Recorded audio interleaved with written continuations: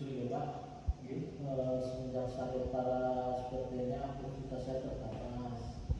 Kadang saya merasa tidak berdaya, tapi kalau melihat anak dan cucu saya, merasa hidup saya masih sangat beragam ya Pak. Saya ingin melihat mereka juga bahagia. Saya kalau dengan Bapak perasaan Bapak meskipun dalam keterbatasan fisik, kasih sayang Bapak untuk keluarga membuat hidup Bapak itu tetap lebih bermakna ya. Luar biasa sekali. Bagaimana dengan hubungan Bapak dengan Allah Subhanahu Wa Taala sama kondisi sakit ini? Ya alhamdulillah ya Pak, justru dalam kondisi sakit seperti ini saya merasa tidak punya siapa-siapa lagi untuk bersandar selain Allah ya Pak. Saya sering menangis saat berdoa di malam hari meminta ampun dan kekuatannya. Masya Allah, alhamdulillah. Bapak menemukan sandarannya, Bapak sempat merasa tidak adil lagi mempertanyakan mengapa ujian sampai ini diberikan kepada Bapak ini.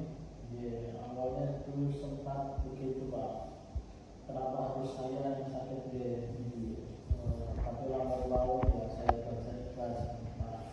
Tapi ya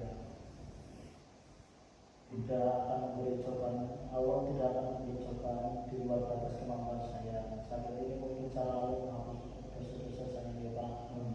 Betul banget Bapak. Ikhlasan dan cara pandang Bapak ini adalah tanda bahwa kesejahteraan spiritual Bapak sampai apakah Bapak merasa damai dengan diri Bapak saat ini atau masih ada penyesalan yang benar mungkin? Secara keseluruhan dia lebih damai ya Pak. Hanya saja kadang muncul rasa khawatir bagaimana nanti ke depannya. Tapi setiap kali rasa khawatir itu datang, saya kembali mendengarkan zikir Pak atau berdoa. Luar biasa sekali. Ini saya hobi Bapak ini berzikir dan berserah diri atau tawakal.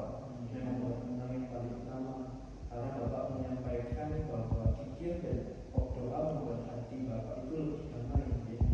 Bagaimana jika kita jadwalkan waktu khusus untuk menggunakan lantunan zikir atau total di kala ini? Jadi setiap kali rasa khawatir dan nyeri fisik itu datang, Bapak langsung fokus mendengarkannya. Pak, saya sangat setuju ya Pak. Pasti sangat membantu sekali. Baik, nanti saya baru siapkan media komentarnya. Lalu Bapak bisa dibantu lagi. Selain itu, Bapak juga membutuhkan bimbingan ibadah dalam posisi berbaring atau lagi sakit. Saya dan tim rumah sakit akan selalu siap mendampingi Bapak. Terima kasih ya Pak. Rasanya plong dan lega sekali. Sudah diajak ngobrol seperti ini, saya merasa senang. Alhamdulillah di luar kita, saya melihat